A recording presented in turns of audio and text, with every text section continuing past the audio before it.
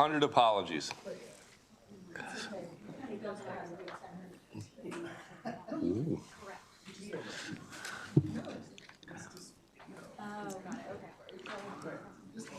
Okay, everybody. Hey.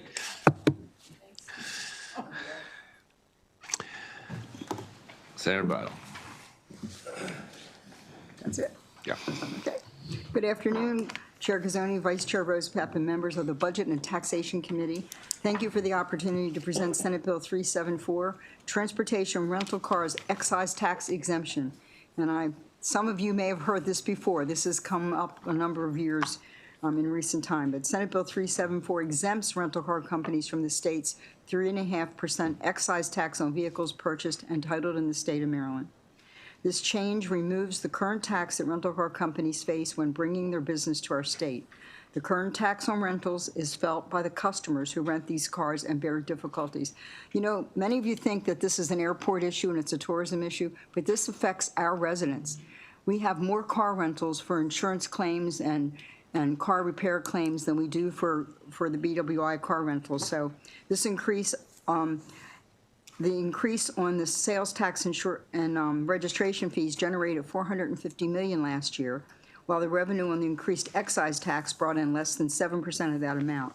Several points below will point to these projections. Rental car companies are utilizing trade and credits for their more expensive vehicles to circumvent this current excise tax and taking business from our state. They're going to buy their more expensive vehicles from other states. Taxes and fees currently impose a 47% markup for the rentals at BWI Airport. This is the equivalent of a rental that's advertised for $40 a day, ending up to be $59 a day. The individuals renting these cars are primarily residents of Maryland who need to rent cars while their personal cars are in repair. The car rental industry in our state employs almost 10,000 people and includes both small businesses and large corporations who infuse our economy. A continuation of this tax without exemption for the rental car companies would burden both the residents and visitors of our state while harming business with very little gain to justify it. The legislature has already faced the question once before in the 90s to repeal the tax, and now we must provide this exemption on excise tax for car rentals. So please appreciate the amount of taxes the car rental companies are already paying, and this was just one more tax on top of all the other taxes. So I respectfully request a favorable report on Senate Bill 374. Don? Yep. Go ahead, Don. Good afternoon, Chair Gazzoni, Vice Chair Rosepap, and members of the committee. My name is Don Lefebvre, and I'm the president of the American Car Rental Association, here to express our strong support for SB 374. While I submitted detailed written remarks for the record, I'd like to highlight 4 key reasons why the repeal is necessary and essential for Maryland. First, this tax raises costs on business, and those taxes will ultimately be borne by Marylanders. Data shows that nearly 79% of car rental transactions at local neighborhood offices rather than a BWI. Contrary to what most people think, this is a tax on Marylanders, not a tourist tax. It's a cost that's primarily carried by Maryland residents who need rentals for daily lives, insurance replacement, sporting events, or other travel needs. Maryland is currently the only state in the country that imposes a 3.5% excise tax on the acquisition of rental vehicle inventory. This creates a triple tax scenario where the same car is taxed at the point of purchase, point of rental, and at sale. Taxing business inventory is fundamentally flawed because it discourages capital investment and erodes state competitiveness. Unlike other retailers who don't pay tax on the inventory they buy to sell, rental car companies are being forced to pay for their tools of the trade. Maryland renters already pay 11.5% sales and use tax, which is a 92% premium over the state's standard 6% sales tax. Keeping this 3.5% inventory tax on top of this high transaction rate makes it significantly more expensive for companies to provide affordable transportation. We urge a favorable report on SB 374. Thank you for your time. Good afternoon, Chair Gazzoni and members of the committee. My name is John DeRose. I'm with Enterprise Mobility. We own and operate Enterprise National and Alamo Car Rental, as well as other lines of transportation in Maryland. Today, we have 122 locations across the state, including car rental branches, truck rental facilities, car sales dealerships, and administrative offices. We employ about 2,000 employees throughout the state. I'm also here in strong support of Senate Bill 374. Enterprise Mobility as a company is fully aligned with the economic vision and goal to grow the economy and create jobs in Maryland. This new 3.5% tax on our inventory will likely stymie growth for the industry in the state. State tax generally applies to the retail consumption of goods and services by the end user. Maryland law does not apply sales tax to tangible property that is purchased exclusively for rental, lease, or resale, except in this case for car rental inventory. All other states in the U.S. exclude or exempt purchases made for resale or taxable rental. Maryland law does, however, as my counterpart said, apply a sales tax of 11.5% on every rental transaction and a 6.5% tax on the resale of our fleet as we turn that. Tax policy should not result in the picking of winners and losers. It should remain neutral. This tax is not neutral. It targets a single industry, the car rental industry in Maryland. Conversely, Maryland's neighbors in Pennsylvania, Delaware, Virginia, West Virginia, and the district do not burden the car rental industry by taxing their business inventory. Ultimately, this tax disincentivizes car rental companies from investing in their Maryland operations and workforce and may force companies to make difficult decisions as a result. As a company, we are currently evaluating the viability of 20 of our locations right now that we may potentially have to close in the future as a result of this tax. The burden on the industry only exacerbates the affordability crisis that we are all battling. Maryland residents, unfortunately, will bear the burden of the increased prices, higher taxes, and fewer car rental options as companies may be forced to reduce their economic footprint. We believe this is bad tax policy for the state, the people of Maryland, and the car rental industry. For these reasons, we respectfully request a favorable report on Senate Bill 374. Thank you for your time. Good afternoon, Mr. Chairman and members of the committee. My name is Doug Allsbrooks. I'm the current Vice President and General Manager of Enterprise Mobility, operating the Baltimore, Maryland group for Enterprise, National, and Alamo Rent-A-Car. Our operating group is headquartered in Lithicum, Maryland. My colleague today, Mr. DeRose, discussed the impact the new 3.5% excise tax has had on our overall business, including our 80% of our business being in our home city, Maryland stores. Today, I'd like to discuss the impact that it's having on consumers and the rent-a-car industry at BWI Airport. The 3.5% tax and other taxes and fees at BWI has become an affordability and a competitive disadvantage for the rent-a-car industry. In 2025, BWI saw deployments nearly come back to 2019 levels before the COVID pandemic. However, over the same time, the rent-a-car industry is seeing a decrease of 30% in rental days and transactions over the same time period due to those increases in taxes and fees associated with renting cars and doing business at BWI. An example, currently renting a $40 a day basic economy car at BWI, when adding all the taxes and fees, roughly comes to $59 for a consumer. As you get into bigger and nicer vehicles, the costs continue to rise for consumers. This makes renting a car at BWI the most expensive airport in the region to do business at. These costs do not include the impending rent increase that the industry soon will see at BWI as well. This has created an affordability concern for customers flying into BWI. Due to these concerns, customers have left the rent-a-car industry and chose other options from peer-to-peer to TNCs and other mobility options. This has created a competitive disadvantage for the rent-a-car industry. My other fear, as costs continue to rise, customers will utilize other mobility solutions but possibly use other airports in surrounding states. With the decrease in rental days and transactions, this could ultimately impact our ability to invest in purchasing fleet locally, reduce employment opportunities, and create higher prices for consumers. For that reason, we respectfully ask for a favorable report on SB 374 and repeal the 3.5% excise tax. Thank you. Steve.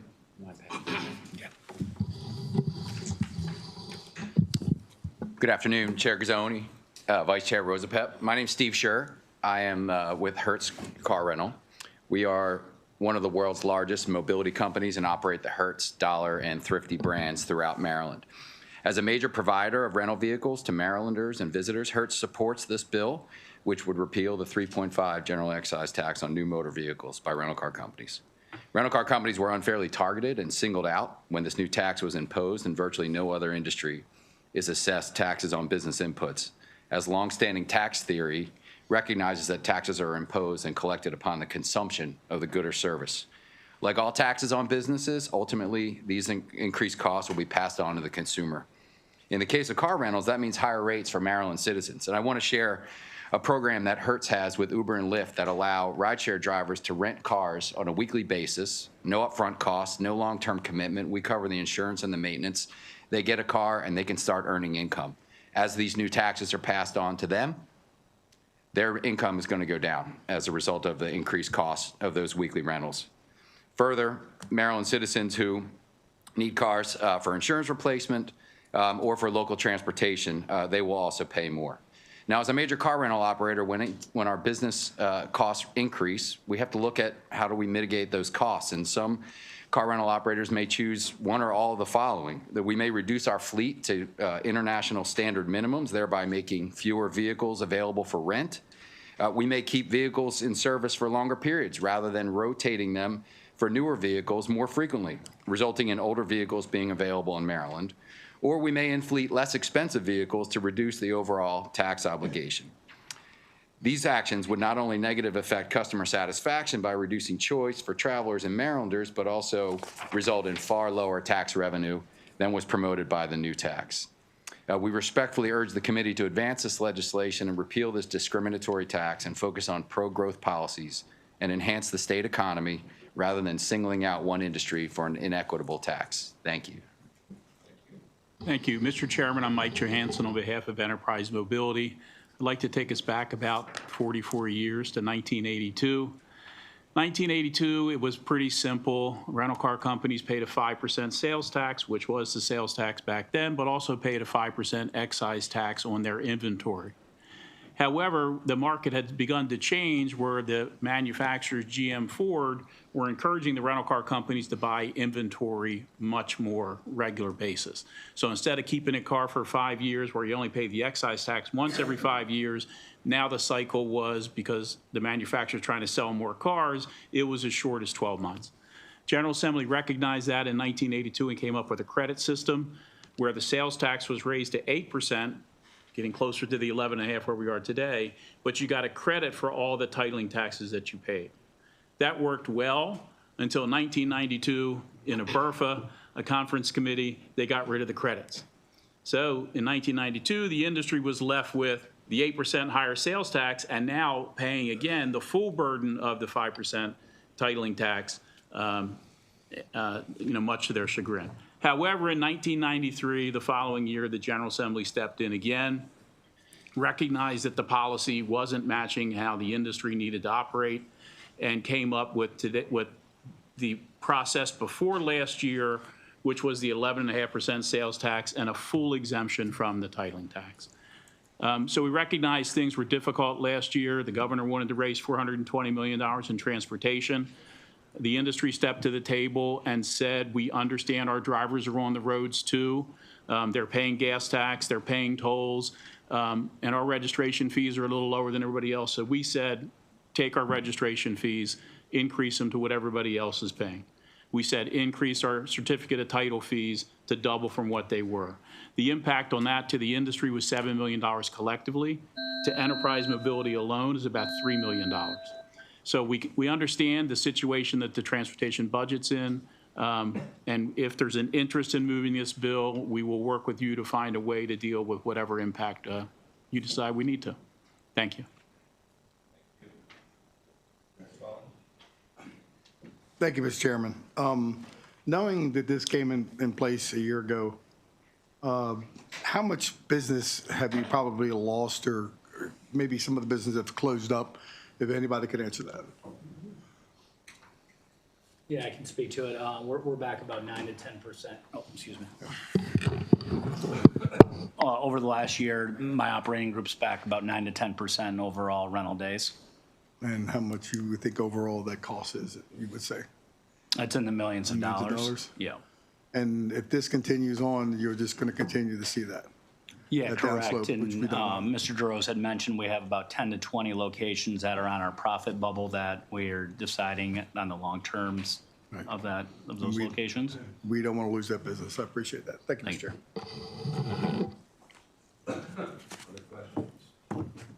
Other questions for Senator's panel? Okay, thank you very much. Thank you. We'll be in touch. Thanks for the history lesson, too. Yeah.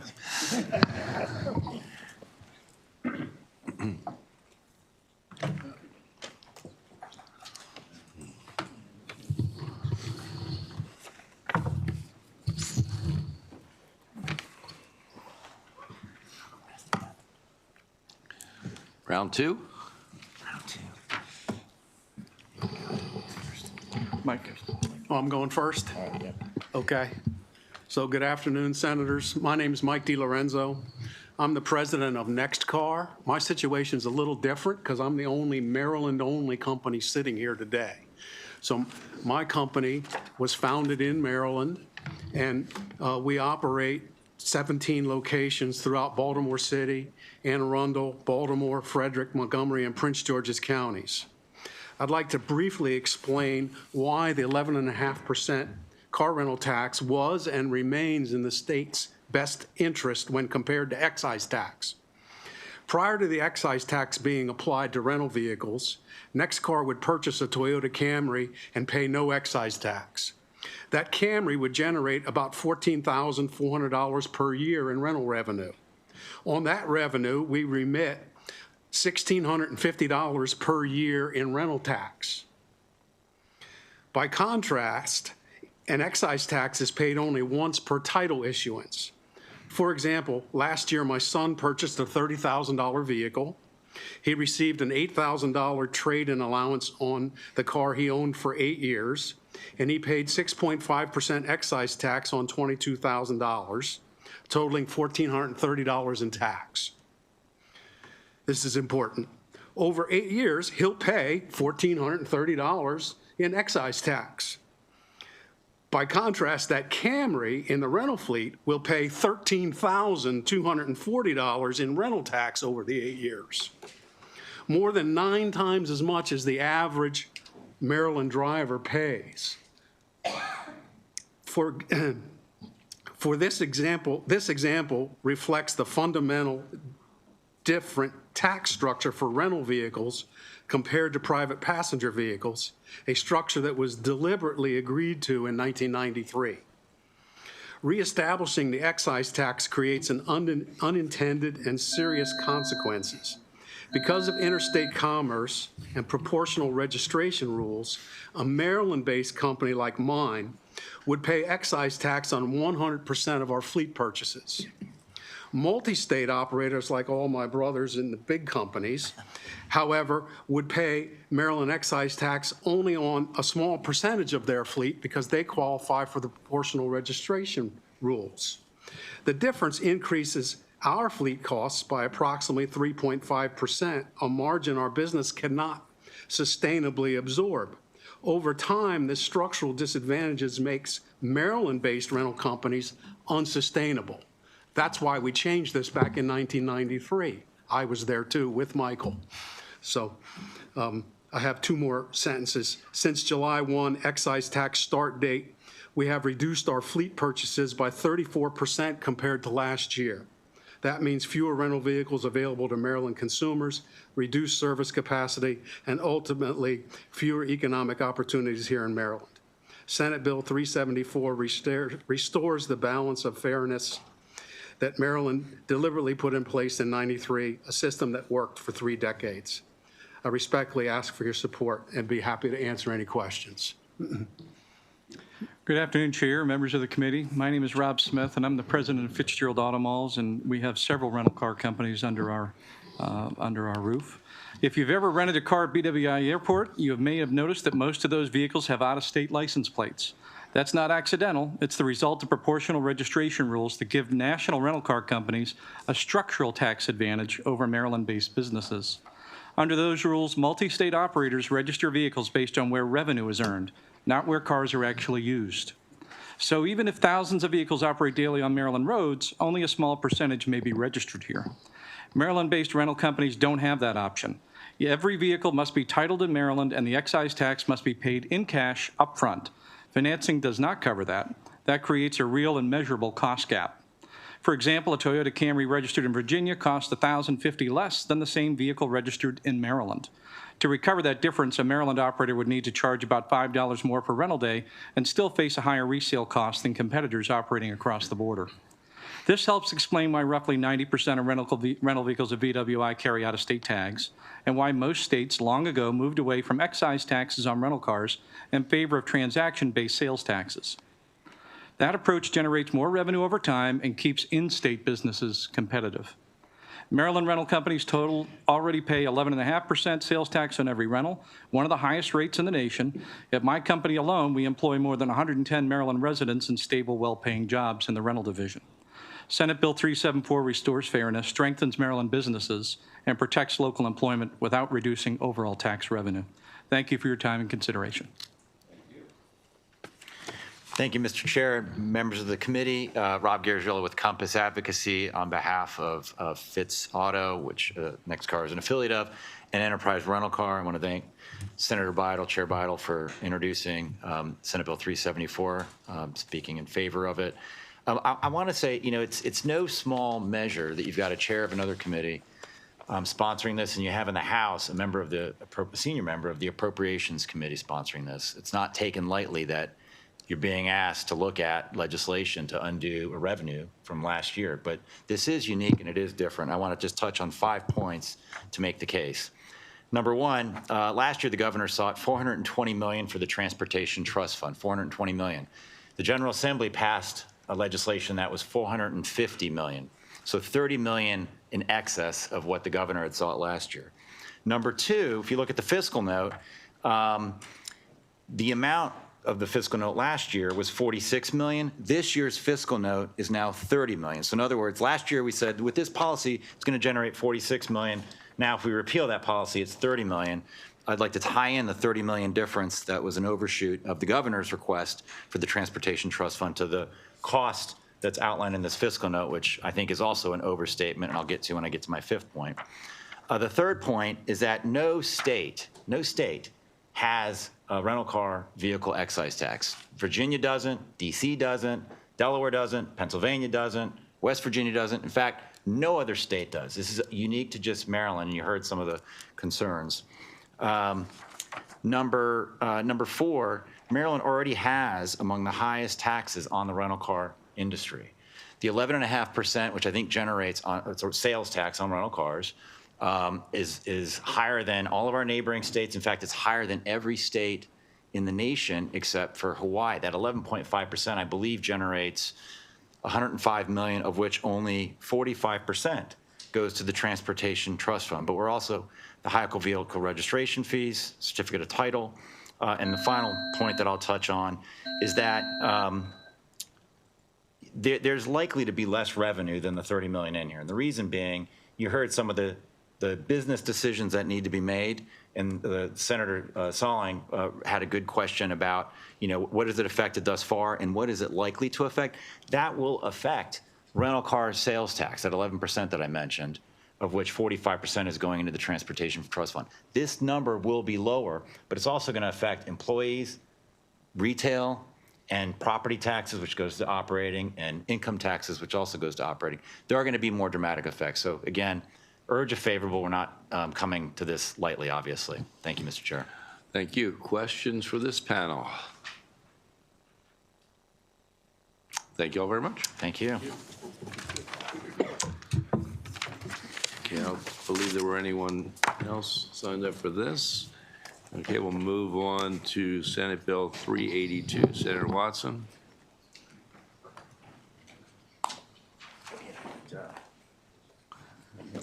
Yeah, come on.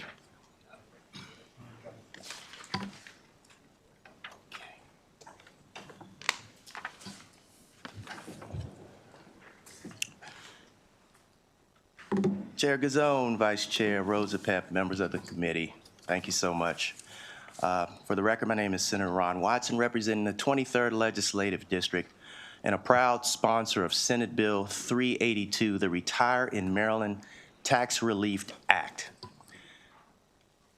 Mr. Chair, this bill recognizes a simple but powerful truth.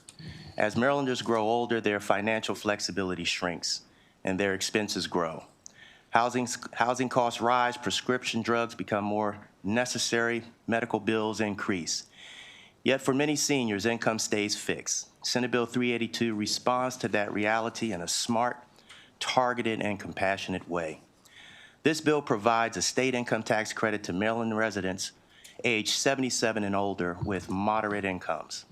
The credit increases as a person ages, 25% at the age of 77, 50% at the age of 78, 75 at 79, and 100% for those 80 and above.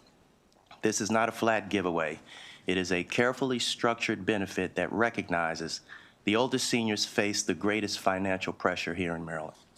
This bill also includes income limits, $175,000 for individuals and $250,000 for joint filers, ensuring that this relief goes to middle-income retirees, not the wealthy.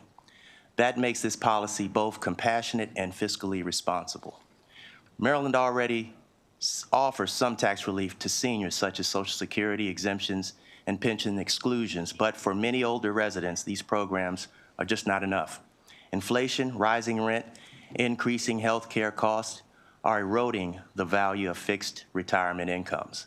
Seniors who work their entire lives in Maryland are now being forced to consider leaving simply because they can no longer afford to stay here in Maryland. This bill directly addresses this problem by reducing or eliminating state income taxes for our oldest residents. It helps them remain in their homes, stay close to their families, and continue participating in their communities. This bill also benefits the state as a whole.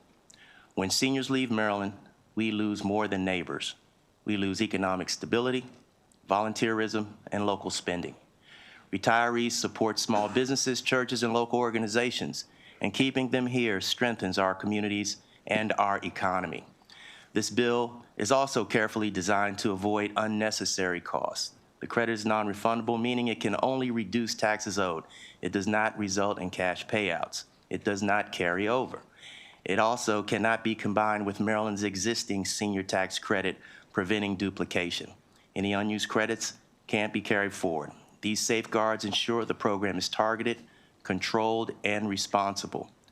The fiscal note shows that administering this program requires one additional employee in the comptroller's office, costing about $62K in the first year for a statewide program that helps tens of thousands of seniors. This is a moderate and worthwhile investment. The bill is not about luxury, it's about security. It's about allowing someone in their late 70s and 80s to buy medication without choosing between prescription and groceries. It's about helping a widow stay in her home. It's about honoring the people who built this state. I'd like to remind you, back in 2022, we passed HB 186. It was a subtraction modification for centenarians, or said another way, you get a tax relief if you live to be 100. Now, I do my best to work out, but I don't know if I'll ever see that level of tax relief. That bill currently would impact approximately 1,443 Maryland residents. This bill will partially impact approximately 335,000 residents. And lastly, I'll leave you with this. U-Haul is the authority on migration trends thanks to their expansive network that blankets all 50 states. And their coverage allows them to be able to look at migration patterns. The top 6 states that folks are moving to are Texas, Florida, North Carolina, Tennessee, South Carolina, and Washington. The bottom 6 states that folks are moving from are Maryland, Massachusetts, New York, New Jersey, Illinois, and California. Maryland sits at 45th, and last year was 42nd. So folks are moving away from Maryland. And we have an opportunity here through this bill to help the retirees stay in place.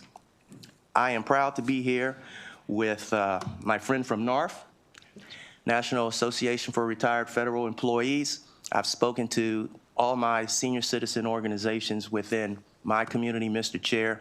I'm proud to have with me Ms. Sandra Finley from Cameron Grove, one of our one of our most active senior facilities in my district, here in support of this bill. And if you don't mind, I'd like for my NARF representative to have some comments. I am Paul Schwartz, Region Vice President of the National Active and Retired Federal Employees, NARF. I testify today in support of SB 382. As you are all abundantly aware, Maryland once again faced a budget shortfall. According to our controller, Brooke Lehrman, a significant portion of the decline in revenue can be attributed to a decline in population. A significant contributing factor to that decline is retirees moving to more tax-friendly states, such as Delaware and Pennsylvania, and taking, as was said, taking their tax money, including income tax, sales tax, property tax, fuel tax, and as well spending power with them. SB 382 helps to make it more, excuse the expression, affordable for seniors to stay in Maryland. Combined senior migration with Maryland losing some 15,000 federal jobs as a result of the assault on the federal workforce by the Trump administration and its associated impact on Maryland tax revenue. Remember, people without jobs don't pay taxes. Keeping retirees in Maryland becomes even more urgent. Keep in mind that during the last gubernatorial election year, in Maryland, we were able to get past the Retirement Tax Elimination Act of 2022, which was a major step in the right direction by giving a tax credit to seniors. It is time for an update during this upcoming gubernatorial election. I want to digress a little bit and talk about tomorrow. Tomorrow, I will be testifying in support of a bill that eliminates a tax break for the pharmaceutical industry for direct-to-consumer advertising costs. Who knew? I didn't, but that bill exists, and we're trying to get it changed. I think that, and here today, we're quibbling over giving a tax break to people 77 and older. I think the debate should be less about taxes and more about prioritizing and priorities and the importance of seniors to Maryland. Thank you. Thank you. Questions? Did you have another witness? No, that's all. That's all for today. Questions for the senator? Yes. I just want to thank Mr. Schwartz for coming down and being such a knowledgeable, aggressive advocate of this issue over the years and sticking with it. So thank you. Thank you very much. Thank you, Mr. Chairman. Mr. Chairman, I just have a quick question because I'm kind of baffled by this fiscal note. That how is it that we have no idea how much this could potentially cost? Do you have any comment on that? Yeah, I do have a comment on that. So this is complex. You have within that 77 on up band, you have some people who make well over that amount.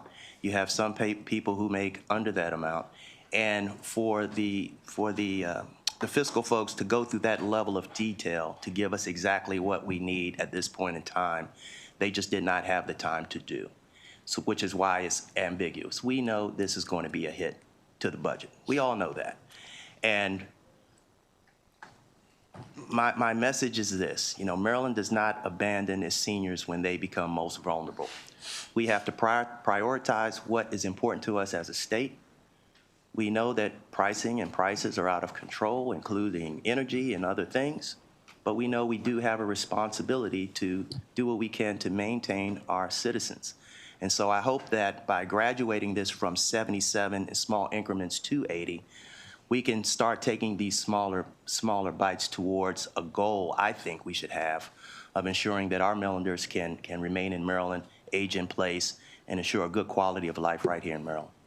Could I talk about the fiscal note also? Ordinarily, what Legislative Services does is they take a hard count of exactly how many people are impacted, how much money they would lose in tax revenue if those people don't pay their taxes this year.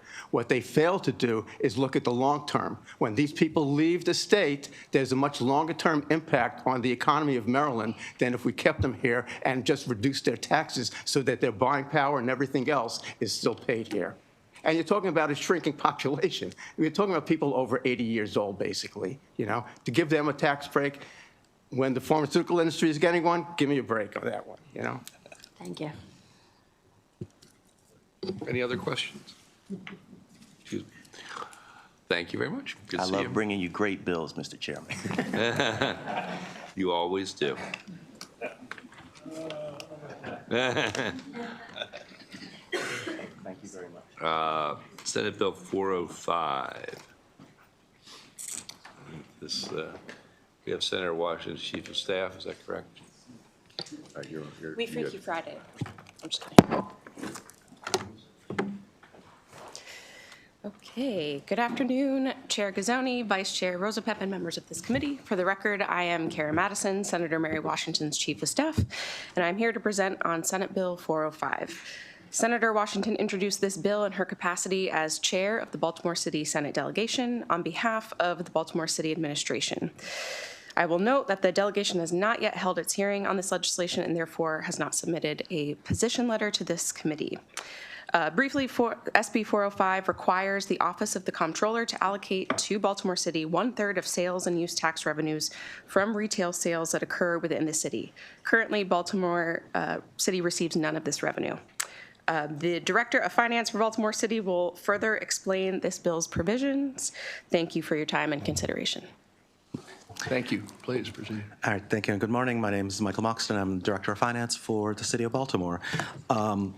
The SB 405 would allocate 1/3 of the sales and use tax collected within Baltimore city limits back to the City of Baltimore, or 2% out of the 6 percentage points. Each percentage point of sales tax within the city generates approximately $70 million annually. Now, most Baltimore City expenses and revenues are pretty similar to our other big peer cities around the country: Philadelphia, St. Louis, Cleveland. If you adjust for population, we all have a lot of things in common. But Baltimore has a few things that stand out: an unusually high property tax rate, an unusually low level of capital investment, and most importantly, no support from sales tax. Now, most cities around the country that are on par with Baltimore City receive a share of the local sales tax revenue or are authorized to generate their own sales tax revenue. In fact, 89% of U.S. cities with a population of over 200,000 have some form of local share from sales tax collected within their borders, supporting their budget. And what's more, Baltimore is only one of 3 independent cities in the country, along with St. Louis, which has a 5.45 local sales tax, and Carson City, Nevada, which has a 3% local sales tax. So all other major cities are part of larger counties, and that means Baltimore City does not have the ability to draw on the resources of a countywide government, and the full burden of running an urban center with all of our cultural, educational, healthcare institutions that draw in visitors from across the region and around the country ultimately fall largely on the city's homeowners. The Baltimore City administration has made strides in bringing major capital investment to previously underinvested parts of the city, and we've developed a 10-year strategic financial plan to bring effective property tax rates for owner-occupied properties below $2 for the first time since the 1970s. The lack of local sales tax, though, is holding us back. There's a long way to go, and in a recent analysis, CUNY Institute for State and Local Governance found that Baltimore's peer cities, on average, fund 22% of their general fund from their property tax, 21% from their local sales tax. We fund 49%. Your 2 minutes are up. Oh, thank you so much, sir. Thank you. Okay, appreciate you. Are there questions from members of the committee? Pardon me? Okay, go for it. Senator McCray. Mr. Finance Director, is there anything that you would like to elaborate in reference to? Thank you so much. I appreciate you, Senator. Yeah, to finish the point, we collect 49% of our general fund from the property tax, and that's why our property taxes are so high. If we aligned with Virginia, Pennsylvania, New York, North Carolina, all these other states, we'd be able to do 2 things. Number one, raise $1.5 billion in capital over the next 15 years, which would allow us to complete the vacant strategy and fully eradicate vacant houses in Baltimore City. And B, allow us to cut every owner-occupied property tax bill by $1,000 per year. This will be changing for our working and middle-class homeowners, let existing residents stay in their home, and incentivize renters as well as prospective new residents to get on the home ownership path. This portion of sales tax generated locally would give Baltimore City a critical tool to sustainably and self-sufficiently drive our economic prosperity. Thank you so much for the time. Any other questions? Thank you very much. Thank you. That concludes the hearing on Senate Bill 405. We now go to Senate Bill 369. Senator Hedelman.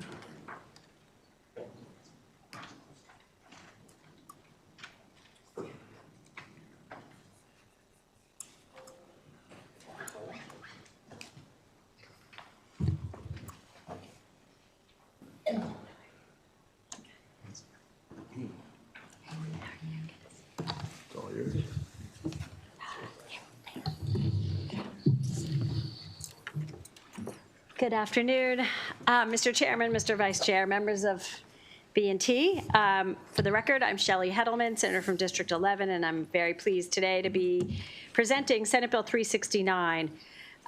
This bill would really modernize Maryland's tax-exempt framework to better support nonprofit affordable housing developers. This committee and, dare I say, the entire legislature, I hope by now knows about the lack of affordable housing we have in Maryland. I believe we are over 100,000 units short in the near term of units for people who need housing. There just is not enough supply. And we know that housing costs are rising, and that is actually related to the last hearing we just had about people leaving the state. If folks have looked at the comptroller's recent report, the lack of housing has definitely been the largest factor in people migrating to other parts of the country where they can find more affordable housing, in particular our young people, which is really important to the growing economy and our economic needs of this state. I have here with me a number of affordable housing developers, and this bill is really about the process and making more efficient and streamlining the process by which they do their business every day. I'm going to leave it to them to talk about details, but I'm going to talk about what the main points of the bill do. It improves feasibility. Property taxes are one of the largest and least flexible operating expenses in affordable housing, and typically pilots, payment in lieu of taxes, are granted at the local level, and they're negotiated late in the development process, and they vary by jurisdiction. And that is very difficult when you're putting a great deal of investment into this kind of development, and this bill would address that by front-loading those issues so they don't have to make these investments before they get to that process. Second, it aligns state law with local practices. Because pilots are already awarded in the vast majority of nonprofit affordable housing developments, it doesn't really represent a new policy direction. It just puts state law more in sync with what local governments are already doing in practice on the ground. And it recognizes also that nonprofit affordable housing is a public purpose deserving of tax relief. And third, the fiscal benefit directly flows to affordability. These guys don't distribute profits. They put it right back into their operating costs, into their investments, and into improved maintenance, residence services, and expansion of housing. Again, this is I think, a more technical bill with meaningful impact. We did have a couple of concerns from folks who you may hear about or read about in their testimony. We do have amendments that are before the committee that everyone is in agreement with that address those concerns. And we can go into those in more detail, but I think there is consensus with one exception, that this is a good bill. So I ask for your favorable report on this bill. With that, I'm going to turn it over to whomever, Tom Cole. Thank you. Hello, Tom Cole on behalf of the Maryland Affordable Housing Coalition. I just wanted to note that in addition to representing MAKE, I also represent affordable housing, nonprofit affordable housing developers when they are seeking these pilots. And I think it's important to consider the problem we're trying to solve. Sitting in those council chambers, those projects are at risk. And for all of the zoning reforms and all of the other land use reforms that are talked about, a jurisdiction could potentially stop all affordable housing in that jurisdiction simply by virtue of denying these pilots, whether that be by the county executive not introducing them or the council denying them. And in every instance, a nonprofit housing developer has their ability to do their business, to develop affordable housing, at risk because they would have to return their low-income housing tax credits. So this is a very big issue that time and time again our nonprofit housing developers are having to risk their entire business model on getting these things passed. And also, the actual impact of each pilot is small. These pilots are on the nature of $10,000 to $20,000, maybe as much as $30,000 a year in county revenue, and that relates to the cash flow that the project can use to pay back the state for things like rental housing works. They need the pilot to make the project work, but it is not a very large fiscal impact to the locality. And just as to the amendments, and for those in the room, there was some concern raised about the bill in its current form related to judgments and liens. Working with Senator Hettleman and the advocates, that is not something that we need in the bill. It was something we were modeling off of how housing authorities are treated. And so, again, those amendments would address that issue. So again, this is a small impact to the localities, but a very large impact to not-for-profit housing developers. And so we would request a favorable report. Thank you. Good afternoon, members of the committee. Thank you for the opportunity to share our support for SB 369. My name is Dana Johnson, and I'm the CEO of Homes for America.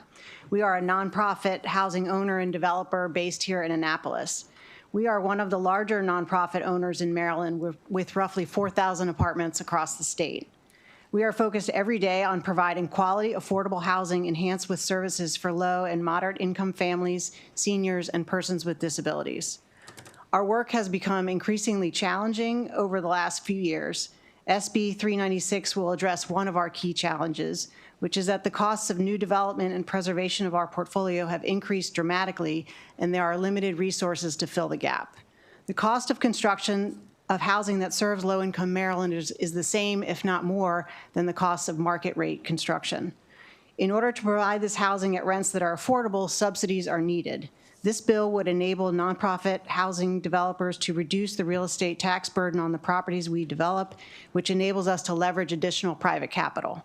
While it's certainly true that we can go through the process of local jurisdictions to obtain a pilot, that process is often political and fraught with risk, which introduces additional challenges in getting to closing with a balanced budget. Homes for America, for example, has spent 8 years in legal battles to build a modest-sized, affordable apartment building in one local jurisdiction. This is not the way to meet the needs of low-income Marylanders. At a moment when Maryland is feeling the impacts of the housing crisis, as the senator referred, on our workforce and our ability to grow our economy, we encourage the legislature to support all available tools, including this bill, to make affordable housing more feasible, more economically viable, and more enriched with services that residents need to ensure housing stability and access to opportunity. Thank you. Good afternoon. My name is Mansour Abdul Malik. I'm the Senior Vice President of Development for the NHP Foundation. We are a national nonprofit with 10,000 units under management in 16 different states. We wholly support this bill. This bill aligns with best practices in other states, including those that Maryland is in direct competition with regionally. Furthermore, and I'm gonna go rogue on this one. My peers are large firms. I need to make sure I speak for the smaller businesses. I'm the board chair for a small CDC in Baltimore. Also, I'm an officer for a small nonprofit that focuses on some of the smaller buildings, those that are 5 to 50 units, those that small businesses are thriving on because they are working with the small electrician, they're working with a small plumber, they're working with a small architect, and they are preserving these affordable units. And the only way they can do that is to use this type of tool. Specifically, they are not big enough to have the balance sheet to be able to carry the guarantees associated with some of the larger affordable housing tax credit related financings. No, instead they're going to the local bank, the local credit union, the local CDFI in order for them to get financing to save this housing. The tool associated with this bill allows them to do that within their financial means.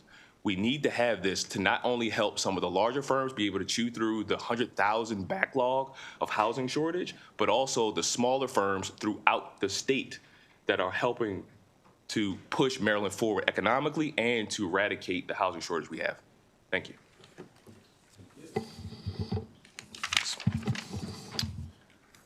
Good afternoon, Chairman Gazzone and members of the committee. Thank you for providing the opportunity to participate in today's hearing. My name is Zachary Marks. I am the Executive Vice President of Real Estate Development for Enterprise Community Development, and I'm speaking today on behalf of ECD.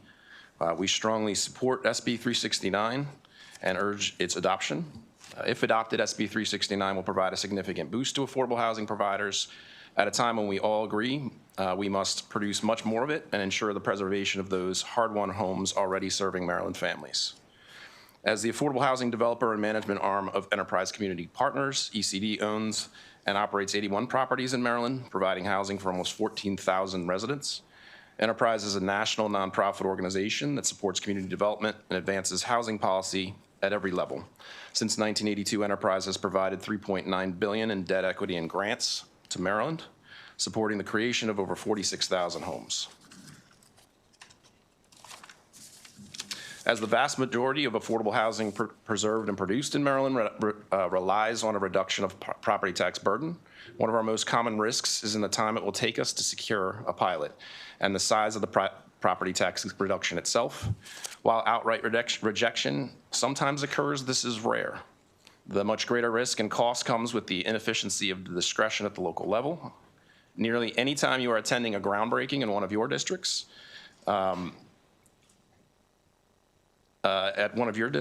it received a pilot. The questions are how long that negotiation process took, how inefficient was the tax reduction, and how many more affordable housing communities we could have preserved or produced if we weren't having to commit a substantial amount of time and take on the significant added risk in the deployment of our resources. Knowing regulations are generally important tools to good governance, we must always identify and weigh the cost against the perceived benefit. Passage of SB 369 will demonstrate that Maryland can tell the difference, that it knows the power of taking care to do so, particularly in support of the most vital needs of its residents. Thank you. Thank you. Questions for the senator or her panel? Senator Craig. Thank you, Mr. Chair. Very quick question. In reference to some of the formulas that's built around a safety net for our local jurisdictions, such as education, it's built off of like wealth, pilots, tips, and things of that nature. Can you just speak to like how would this bill impact things like disparity grants that we get for education around local jurisdictions? Senator, I wouldn't expect that it would negatively impact that. This is solely for the local property tax. Sorry if I misunderstood your question. No, I think I'll take the conversation offline, Mr. Chair, but the city of Baltimore looked more wealthy than it was at one point in time, and we were drastically impacted with our education dollars that was coming to our respective jurisdiction because of pilots, tips, and things of that nature. So I was thinking like, how did this bill impact that? And I'll take that conversation offline. Great, thank you, Senator. Yep. Well, actually, if I could, can I help? Maybe it's better for me to give an example. So the NHP Foundation, we are doing a 17-acre redevelopment in Park Heights.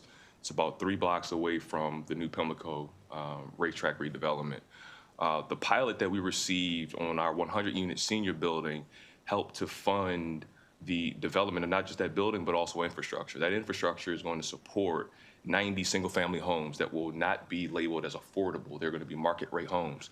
So in essence, we are bringing folks back to this disinvested community, and we're actually raising more money because we're going to bring homeowners back to be paying property taxes. There will not be any pilot on any of those single-family homes. So if anything, that pilot has a multiplier effect, and we're bringing more money back to that neighborhood, to the city.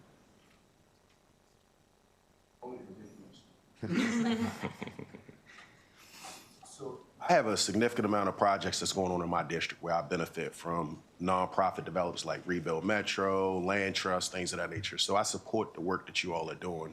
I'm just saying I sit on a budget committee, and there are sometimes impacts because of decisions that we make that impact other things. So we have formulas that are built in for decades. Like, it's not something that we've just recently done that think about the wealth of the jurisdiction and then that impacts larger things. That's all I'm asking, what I thought about. Thanks, Senator. You make a good point. I think this bill, like the last one in the fiscal note, talks a lot about indeterminate. And so fishing through that is important. Any other questions for this panel? Thank you very much. I think we have more folks who want to talk on this. You can certainly come on up. Jump in. On the same bill.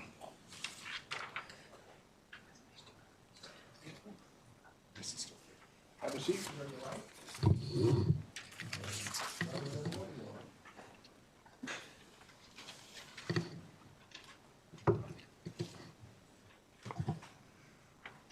Please. Feel free. Good afternoon, members of the committee. My name is Dan McCarthy. I'm the Executive Director of Episcopal Housing Corporation. We're a nonprofit developer based in Baltimore. And I'm here to support this Senate Bill 369. You know, I appreciate all of the work that the legislator has done on providing capital and breaking down some of the barriers to prevent production. But the real challenge for operators and owners is when we get to the month-to-month operations of our building. We referenced the shortage of affordable units. The 2024 Maryland Housing Needs Assessment identified a shortage of 132,000 units for people with incomes below 30% of area median income. Myself and my colleagues who just spoke at nonprofit developers are the ones who are most committed to providing those housing opportunities to folks here in Maryland. SB 369 will lower our operating costs and allow us to provide opportunities for low-income residents to access high-quality housing. We've talked about the pilot program, and I think everybody understands that. We can also appeal our tax bills to the State Department of Taxation and Assessments, and you know, going to tax court is an uncertain process, and we recently won an appeal at SDAT, but it took us 3 years to recoup the overpayment that we made. It put a real strain on our project. So I think that the implementation of SB 369 will allow us to lower our operating cost and meet our mission of providing housing for the most needy people in our state. And I hope you will adopt that bill. Thank you. Thank you. Mr. Chair, Vice Chair, members of the committee, Luke Pinton, Funk and Bolton here on behalf of Fellow. Across Maryland, Fellow is building communities where people belong. With more than 650 employees, Fellow supports over 5,000 people with disabilities each year, creating opportunities that empower individuals to live the lives they choose, including by providing safe, affordable housing, affordable and accessible rental housing that offers stability and choice for residents of all income levels. As drafted, SB 369 is a practical measure that strengthens the state's ability to address its ongoing affordable housing shortage and preserve aging properties. By reducing operating costs, this exemption frees up critical resources that can be redirected by Fellow to long-term capital needs and to expanding the development of additional affordable housing units. Just as important, this bill improves the financial viability of nonprofit housing projects by allowing organizations to better leverage private capital. This reduces its reliance on public loan funds and helps maximize the impact of state investments. And sort of as we've heard, at a time when Maryland faces a significant shortage of affordable housing, this bill provides a high-impact policy tool to support responsible development and long-term affordability, further advancing the state's mission to increase housing accessibility. So for these reasons, Fellow strongly supports SB 369. Thank you. Please. Good afternoon. My name is Chris Gillis. I'm testifying on behalf of MHP. We're a nonprofit affordable housing provider serving Montgomery and Prince George's counties, and we strongly support Bill 369. I'm just going to cut to the chase because the last panel provided such excellent comments. What affordable housing providers need is certainty. What kills affordable housing deals is uncertainty. Certainty is especially important when it comes to property taxes. As Senator Hedelman noted, most pilots are negotiated on a case-by-case basis. However, what you need to understand is that a lot of affordable housing deals, they move quick, much quicker than government is usually able to negotiate these pilots.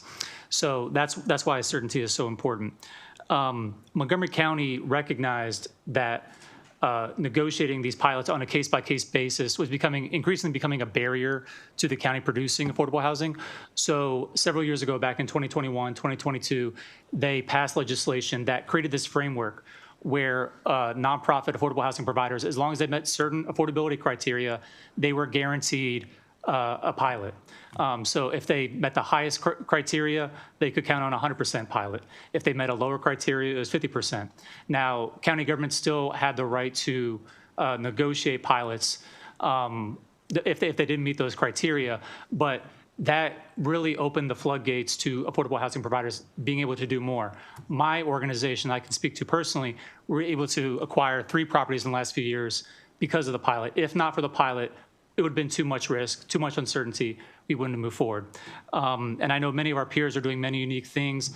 There's been vacant hotels that are being converted into affordable housing, removing a potential blight from the community, and because of the pilot again. So just want to, again, speak to the need for this legislation, and thank you for considering it. Thanks. Thank you. Any questions from members of the panel? Thank you very much. Do we have any other witnesses on this bill who want to come forward? Please do. Good afternoon, Vice Chair and members of the committee. My name is Zephyr Shah.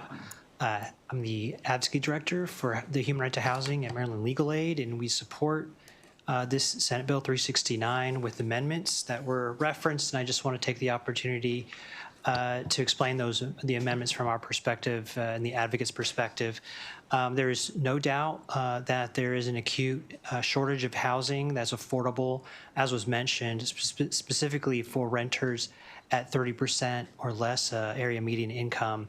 And so we support any supply side measures that will increase production for these communities. On all bills that come before the General Assembly, we really want to focus on accountability to the renters who will be living in these properties. So in this instance, there was some language that removed from the purpose of the exemption that the housing would provide safe and sanitary housing. And so we've asked to retain that language. In the second instance, we've asked for amendments that take out the judgment exemptions from this bill.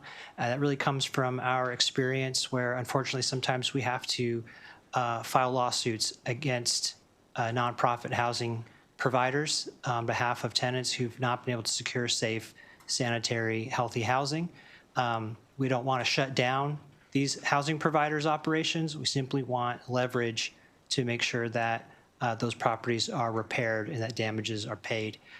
The judgment lien provisions, I believe, will be struck out with Senator Hedelman's amendments. And so with those things resolved, we support the bill and urge a favorable report with amendments. Thanks a lot. Any questions from members of the committee? Seeing no questions, thank you. Are Kevin Kennelly or Robert Enton here? I don't see them. So I think that concludes the hearing on this bill. Thank you very much. The next bill is Senate Bill 372. Senator McCray.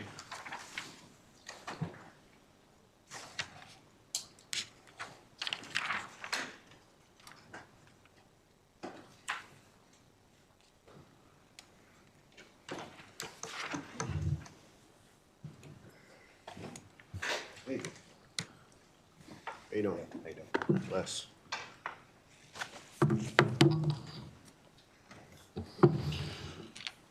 Mr. Chair, members of the committee, for the record, Corey McCray here before you in reference to Senate Bill 372.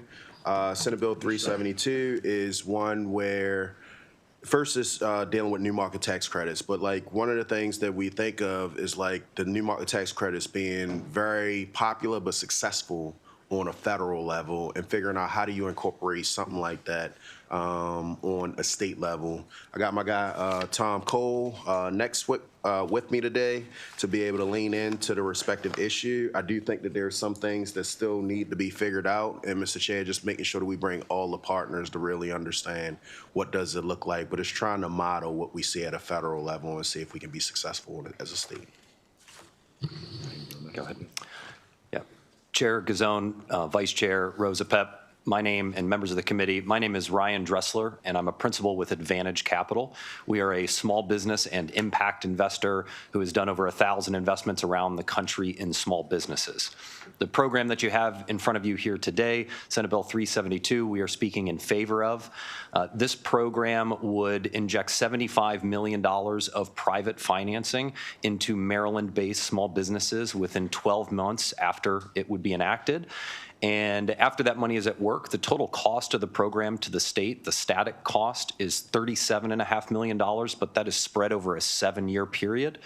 The $75 million that goes to work, what other states, there's 14 of them, have seen is that new tax revenues offset the foregone revenues in the state of about 2 to 1 over the lifetime of the program due to all of the new private investment that is put in place. The number one thing that this program solves and does, there's been a lot of conversation and critical conversation about the future of the economy in the state of Maryland, is about how we finance small businesses. And what this program does is it provides gap financing and growth financing for small businesses around 50 to 100 employees as an average size. They're the size of companies that are offering high wages, potential benefits, and true living wages for the people that work there. And that's what this program does. Thank you. Thank you, Chair, Vice Chair. Tom Cole here on behalf of Advantage Capital. And I just want to note, we understand the fiscal note on this bill, and unlike the other bills, there is not uncertainty about that. What I also want to highlight is what Mr. Dressler just indicated, that unlike many other economic development programs, this one you get the investment and you get the tax benefit on the front end before any tax credit dollars are spent. And I also want to note that in many economic development programs, when we talk about doing that, we're talking about big employers and big businesses. I want all the senators to consider the small business, the business of 50 employees, that the new market program, when it was created at the federal level, was meant to help these businesses that are left out of the donut of these programs. We have a lot of economic development programs for very small businesses and those for larger businesses, but the new market program has been shown to be good for those businesses in the middle. And in order to grow Maryland's economy, these programs, as shown in 14 other states, have been proven effective, they've been proven positive, and in many jurisdictions that adopt these programs, they adopt them and then expand them because they are so impactful and so powerful. Now, as Senator McCray indicated, there are continuing modifications to make. I would actually say, Senator, that the modifications we need to make the House bill and the Senate bill, bring them into coherence, are actually quite small and technical. We want to make sure that Maryland CDEs are rightfully elevated in the ability to participate in this program, but also it's very important that the Maryland Community Investment Corporation that the Senate and the House and the governor created 2 sessions ago gets elevated and has the opportunity to participate in the federal program so that our state gets its fair share of federal new market program dollars. And that's what this state program does. It helps all of our CDEs participate at a higher level in that federal program as paired with state dollars. So with that, we're happy to answer any questions. Thank you. Questions? Thank you very much. Thank you. Yes, sir. 403? 403. Mr. Chair, I'm not sure if I got witnesses for this, but it is a very popular. Doesn't appear like it. Okay, all right. But this was a pretty cool idea. I got this one from JPC, Julie Pelt. For the record, Corey McCray, Senator for the 45th Legislative District, and I'm here in reference to Senate Bill 403. This is where I got this from my colleague, Julie Pavlich Carr. And the conversation was that we have these school book fairs, and she made me remember, like, I can remember in elementary school, I had a school book fair, and she was thinking about, like, the tax exemption when we want to encourage young people to be reading, you want to encourage the schools to be able to participate, and making sure that you keep those resources where things are important from that piece of it. I think it's a very cool idea. I think that it's in pushing towards our young people, but I do want to be mindful and just put it in the body of the respective committee at this time. And you can see the Baltimore Teachers Union, the Catholic Conference, a number of schools or institutions that deal with young people are super supportive through the written testimony. I can't imagine it has very many. I don't have the fiscal note in front of me. It can't be much. Yeah. Does it say anything in the fiscal note? I got it right here. Sorry about that. It says state revenues decreased by indeterminate amount. Could be billions in a lot of 3 books. By approximately $150,000. Yeah, $150,000. Yeah. Unbelievable. Yeah. But I do think it is a very rewarding. Yeah, we got to work on some of that. Yeah, because there's a lot of good ideas floating around. Yeah. And we gotta figure out what we're gonna do with that. As a person that loves reading. I think this one's easy. Yeah. Thank you, Mr. Chair. Thank you. Okay, this one is not indeterminate. 378, this is mine. And Good luck. yeah, not indeterminate. And we have another one of my team who's come to be with us this session. And if you'll introduce yourself and go ahead and kick it off.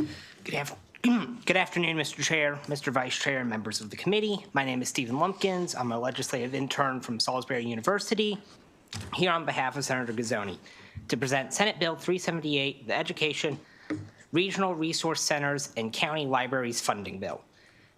Senate Bill 378 seeks to extend state funding for the local public library systems and the 3 regional library systems in Eastern, Western, and Southern Maryland through fiscal year 2032, at an annual per capita rate of 3% for the regional systems and 3.21% for the local systems. This bill is critical to ensuring that libraries across Maryland can continue to serve as indispensable resources for our communities, providing access to information, education, and opportunity for all Marylanders. State funding currently accounts for approximately 10 to 15% of the operating budgets for county library systems and nearly all of the funding for the regional systems. Without the extension of the state funding beyond fiscal year 2027, libraries across the state will face a funding cliff and struggle to meet the growing and persistent needs of their communities. In addition to extending state funding, this bill also updates programmatic requirements for libraries to receive funding, shifting the focus from pandemic recovery to advancing new statewide initiatives. These initiatives include promoting early literacy, closing the digital equity gap, supporting student success, and advancing workforce development and addressing mental health needs, all of which have become more urgent in recent years. In times of economic uncertainty, libraries have become a refuge for those seeking educational, professional, and personal resources. Ensuring stable, ongoing funding is vital to maintaining the high quality of resources, facilities, and staff that Maryland's libraries offer, particularly in underserved and rural areas. I urge you to support this vital piece of legislation to ensure that libraries across Maryland can continue to remove boundaries, expand access, and strengthen the communities that they serve. We respectfully request a favorable report. Thank you. Thank you. Great job. We have a couple witnesses. Please. Good afternoon, Mr. Chair, Mr. Vice Chair, and distinguished members of the committee. I am Tonya Akins, President and CEO of Howard County Library System. Thank you to the chair for sponsoring this bill. Yes, my favorite too. And the committee for the opportunity to express support for SB 378, which would ensure modest periodic increases to per capita funding for each Maryland public library and regional library system through FY 2032. As stated, Maryland Public Libraries rely on the state for annual operating funding to support library staff, infrastructure, services, and programs. County library systems on average receive 18% of operating funds from the state. In Howard County, that is 1.3 million of our operating funds coming from the state. State funds are administered, of course, by the Maryland State Library Agency to all of our libraries and regionals, with the current funding cycle set to expire at the end of FY27, after which we would receive flat funding if not extended. Without this extension, libraries may be forced to make difficult decisions about staffing, collections, and services. And as you're aware, library services continue to evolve. This funding is essential to keep pace with increased demand for collections and services of all types for all people. Between 2014 and 2024, attendance in Maryland public libraries rose by 21%, enough to fill M&T Stadium 30 times over and Camden Yards 47 times over. Maryland Public Library's everyday work aligns with the Moore Miller administration's priorities, focusing on several major areas, including economic competitiveness. Libraries are frontline workforce development hubs offering free access to job search tools, resume and interview support, digital skills training, and more. In Howard, our Project Literacy Career Pathways for Skilled Immigrants program provides English classes, pathways to external high school diploma, workforce development counseling, and job-related workshops. Thank you for your continued support, and we request a favorable report for this bill. Thank you. You know, I loved hearing that statistic about the growth over the last 10 years in attendance. I find that, you know, I think it's somewhat counterintuitive on one level. You know, with all the data and all the information is at our fingertips in our own homes and computers, and yet more and more people want to come to the libraries. And I just think it reinforces how important all of this is. Indeed. Thank you, Senator. Thank you. Mr. Chair, Mr. Vice Chair, and committee members. Chair Gazone, thank you for your sponsorship of this bill. My name is Ashley Teagle, and I am the CEO of the Southern Maryland Regional Library Association, also known as SMRLA. As one of 3 regional libraries in the state, SMRLA provides a variety of services to the public libraries in Calvert, Charles, and St. Mary's counties.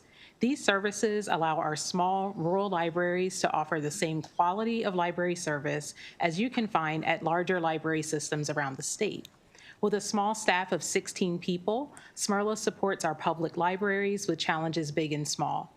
While we take on the support services that allows our public libraries to focus on public service to their communities. This fiscal year, our budget from the state is $3.7 million.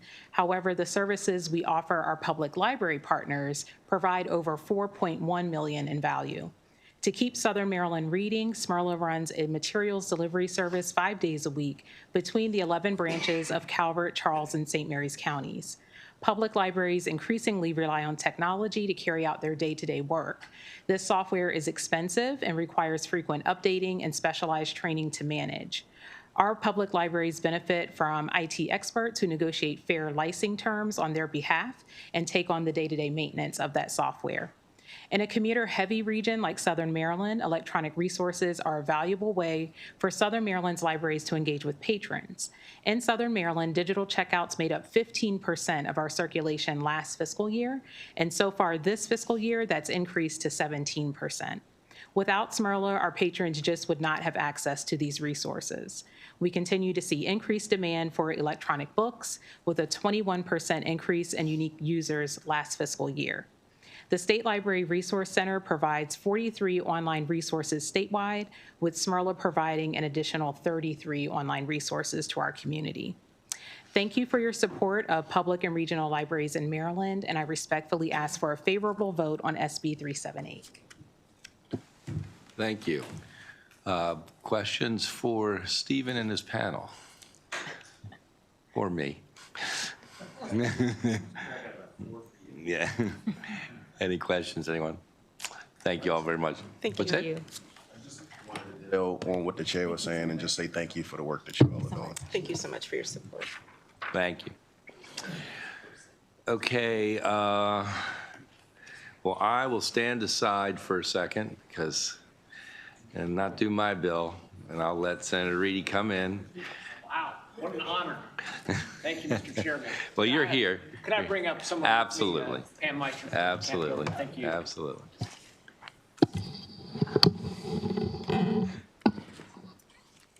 Thank you, Mr. Chairman. Senator Justin Reedy here to present Senate Bill 450, which is the Carroll County Senator's Office of Permits and Inspections, denial of permit or license for unpaid personal property taxes. Senate Bill 450 would prohibit the Carroll County Office of Permits and Inspections from issuing or renewing a license or permit until the applicant provides satisfactory evidence that there are no unpaid assessed personal property taxes. We have amended the bill from before to be sure it's clear if someone's appealing a decision, then obviously that they still can get their permit.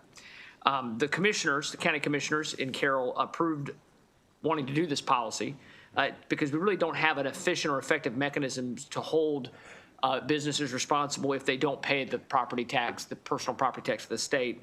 Right now, the only enforcement option is for the county attorney's office to pursue a court proceeding, which is slow, expensive, and gums up the courts. So we would ask for your support for this legislation to move forward. Happy to answer any questions. And did you? I can just answer questions. You've done a great job. Thank you. Thank you very much. Great. You're a great audience. That's right. No. So we're happy to take questions. Sure. Anything from anybody? Thank you very much. Thank you, Mr. President. Thank you. Okay. Another great bill, 440. Oh, I thought it was going to be mine.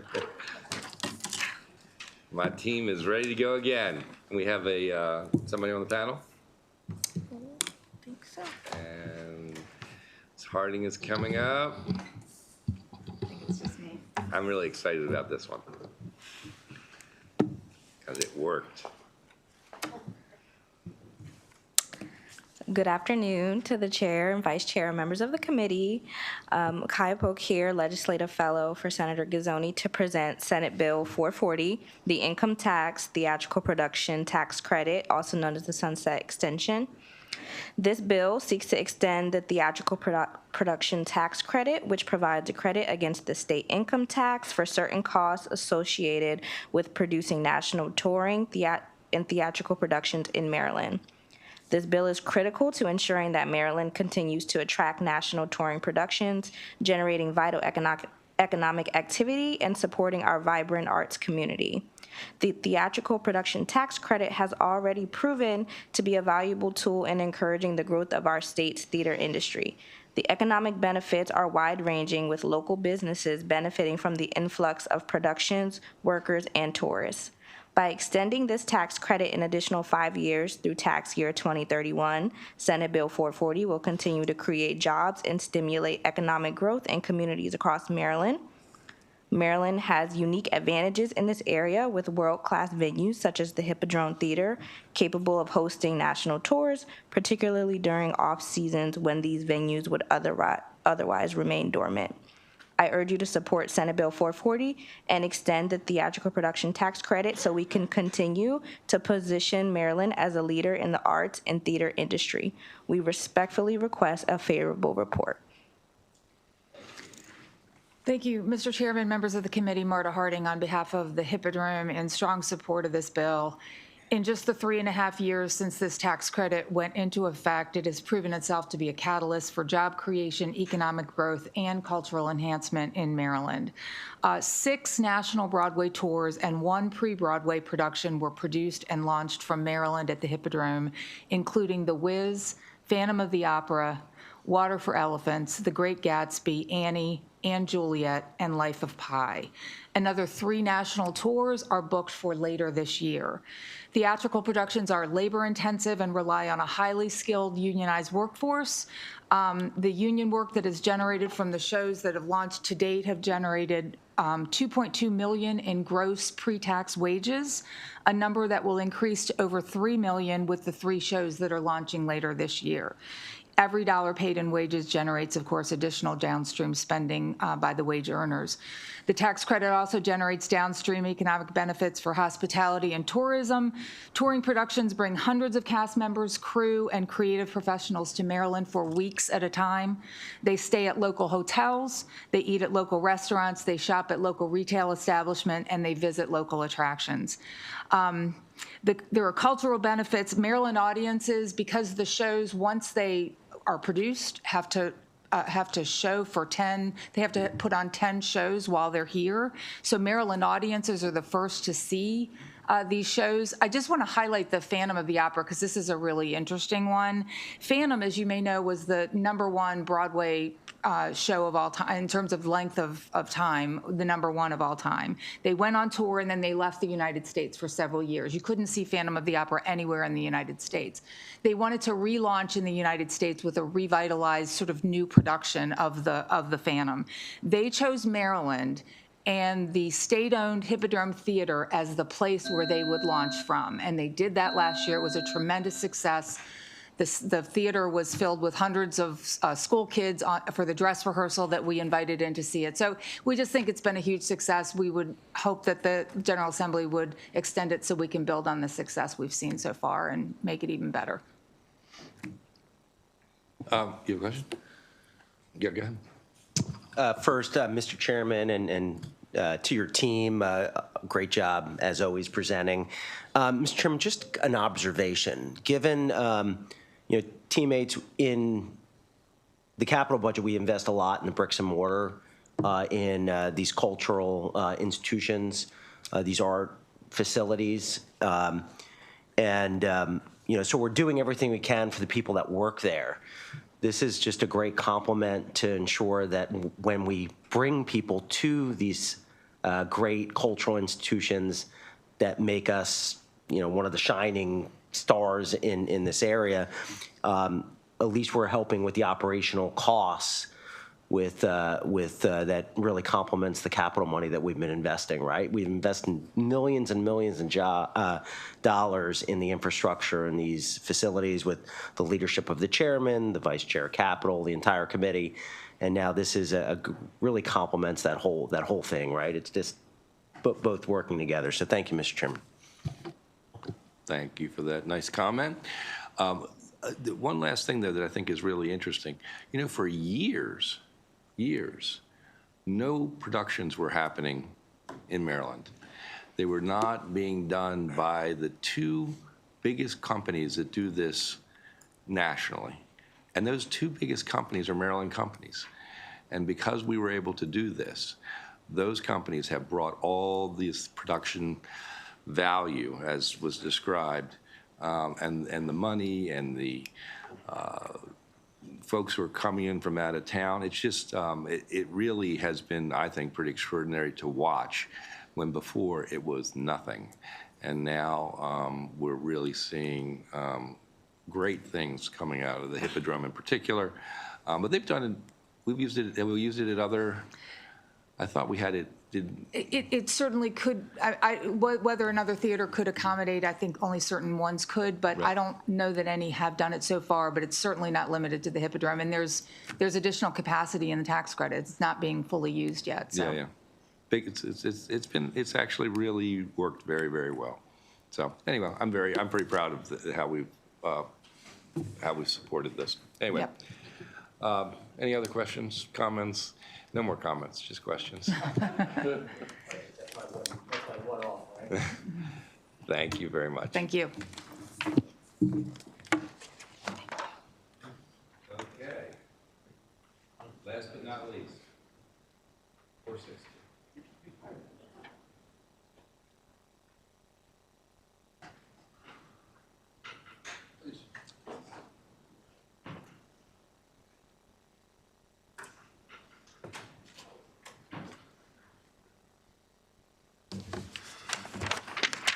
Thank you, Mr. Chairman and members of the committee.